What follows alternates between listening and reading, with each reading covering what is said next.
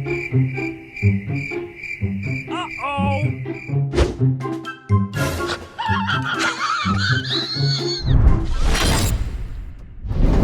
chào các bạn đã đến với video của Top Khám Phá. Thật khó có thể tin được rằng trên hành tinh mà chúng ta đang sống có những sinh vật vô cùng lạ thường. Video hôm nay Top Khám Phá sẽ giới thiệu 10 loại động vật quái dị nhất hành tinh mà rất có thể bạn chưa từng được nghe thấy trước đây. Chắc chắn bạn sẽ thấy sự đa dạng của thế giới tự nhiên không ngừng gây ngạc nhiên đến thế nào. Đó là những loài vật gì? Hãy cùng xem nhé! Loài thú có mai Armadillo. Phiên bản đặc biệt này khoác lên mình tấm áo khoác màu hồng phấn và có chiều dài chỉ từ 8 đến 11 cm cả đuôi. Chúng có khả năng tự chôn mình xuống mặt đất chỉ trong vài giây nếu chúng cảm thấy sợ hãi. Armadillo tiên hồng là loài thú sống về đêm. Chúng đào những hố nhỏ xung quanh tổ kiến. Chúng sống chủ yếu bằng những con kiến và trứng của kiến lỡ chui vào những cái hố này. Với cặp móng vuốt, chúng có thể giãy đất cát và bơi đi như dưới nước như một quả ngư lôi với giáp ở đầu và lưng.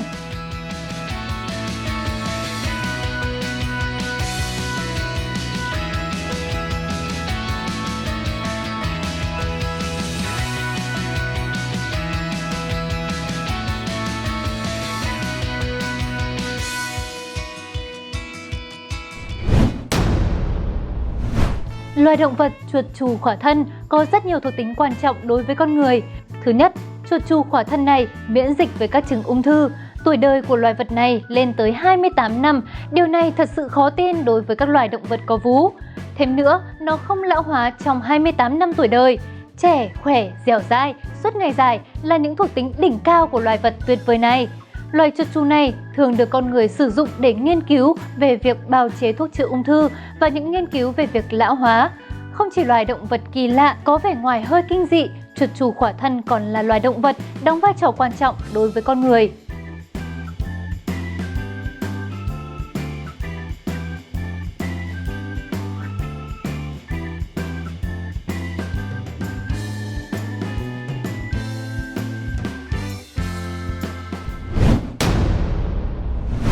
Đây là loài cá mất thùng sống ở tận đại dương sâu thẳm, có tên khoa học là Macrobina microstoma. Chúng có phần đầu trong suốt và cặp mắt hình ống. Kể từ khi được phát hiện vào năm 1939, các nhà sinh vật học đã biết mắt của chúng rất giỏi hấp thụ ánh sáng. Nhưng với đôi mắt hình ống, cá mắt thùng chỉ nhìn thấy được những gì ở trên đầu của nó. Các nhà khoa học mới phát hiện ra rằng đôi mắt của cá mắt thùng có thể xoay được, cho phép chúng nhìn thẳng về phía trước hoặc nhìn lên trên thông qua cái đầu trong suốt. Hai cái lỗ nhỏ ở phía trên miệng của cá mắt thùng không phải là mắt đâu nhé, đó chính là cơ quan khứu giác của chúng đấy, tương tự như bộ phận mũi của con người vậy.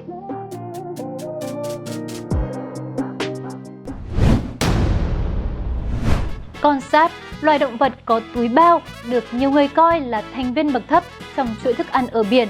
Những con sáp có kích thước bằng ngón tay cái của con người, bơi thành đàn và có đến hàng tỷ con là thành viên. Sáp là loài động vật biển hình thùng, bán trong suốt, di chuyển trong nước bằng cách kéo nước ở đầu phía trước và đẩy nước ra phía sau như lực đẩy phản lực. Nước đi qua một màng nhầy làm sạch tất cả các vật liệu có thể ăn được. Sáp là những sinh vật phù du hút nguồn CO2 trong nước bơm vào cơ thể nên nó trong suốt. Tất cả chúng ta đều phải cảm ơn chúng, vì nếu không có chúng thì lượng carbon trong nước và không khí sẽ rất cao.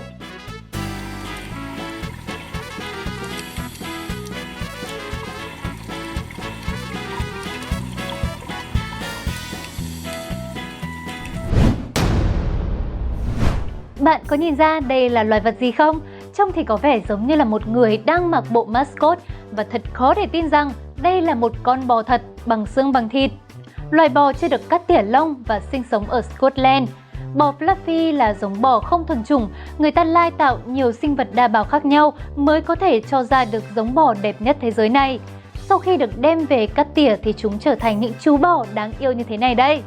Những món đồ chơi như thế này thì thật sự không hiếm, nhưng được cái là nó rất độc và lạ, mà chắc hẳn rằng chưa có vị phụ huynh nào dám thử sức cho trẻ con mình sở hữu chúng đâu, bởi cái giá của nó thực sự không hề rẻ như mong đợi.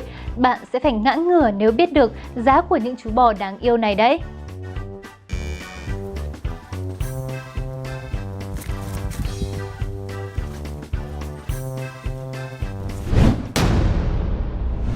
Đây là một con chó ư?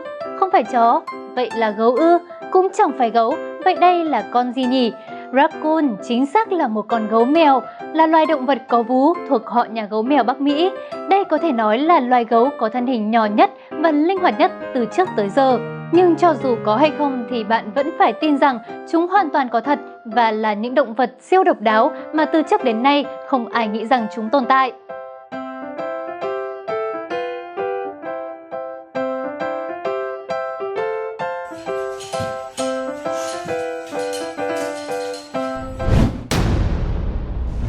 Chim chân xanh là một loài chim biển thuộc họ chim điên.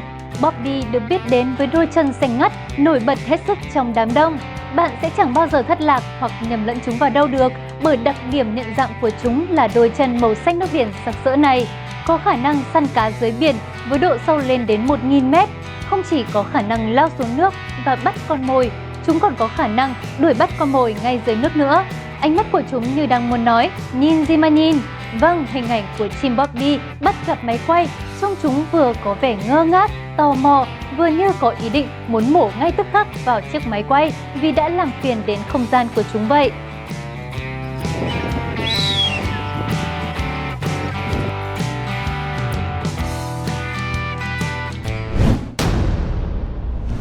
Có thể nói, Poodle Mouse quả thật là một hình tượng dị dạng và vô cùng đáng sợ của một loài bướm mà mình tin chắc rằng sẽ không ai tin vào sự có mặt của chúng trên cõi đời này.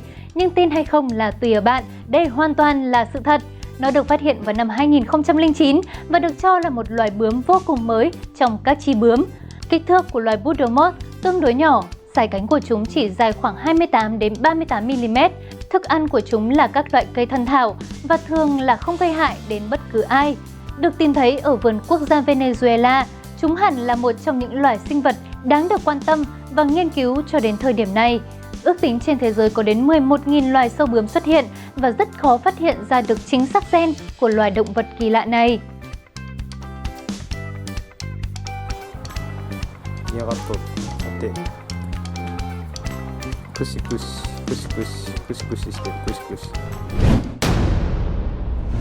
Patagonia Mara là thỏ, nhưng bạn có thấy chúng thật sự không giống một con thỏ bình thường mà là một con thỏ lai kangaroo.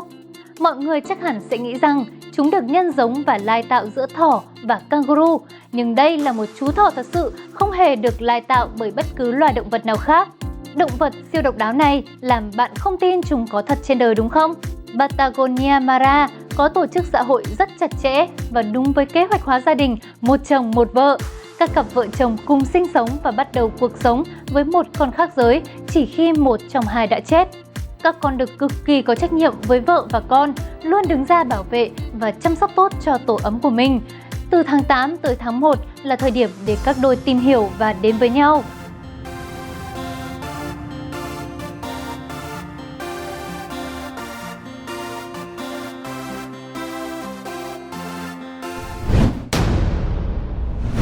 Loài sinh vật dễ thương và cực kỳ quý hiếm này cũng được biết đến với tên gọi thỏ ma thuật. Chân tay ngắn và đôi tai tròn trông rất dễ thương. Loài vật này sống ở các lỗ đá, độ cao từ 2.800 đến 4.000 mét. Chúng thích sống trên các cao nguyên cực lạnh và ăn các loại thảo mộc. Illipicas thường sống nhiều ở vùng núi Thiên Sơn, Tân Cương của Trung Quốc. 30 năm qua, môi trường sống của Illipicas giảm 71%. Một phần nguyên nhân là do thay đổi khí hậu. Ngoài ra thì việc chăn thả gia súc của người dân dưới núi cũng khiến diện tích sinh sống của thỏ ma thuật bị thu hẹp. Chúng phải sống trên các ngọn núi bị cô lập.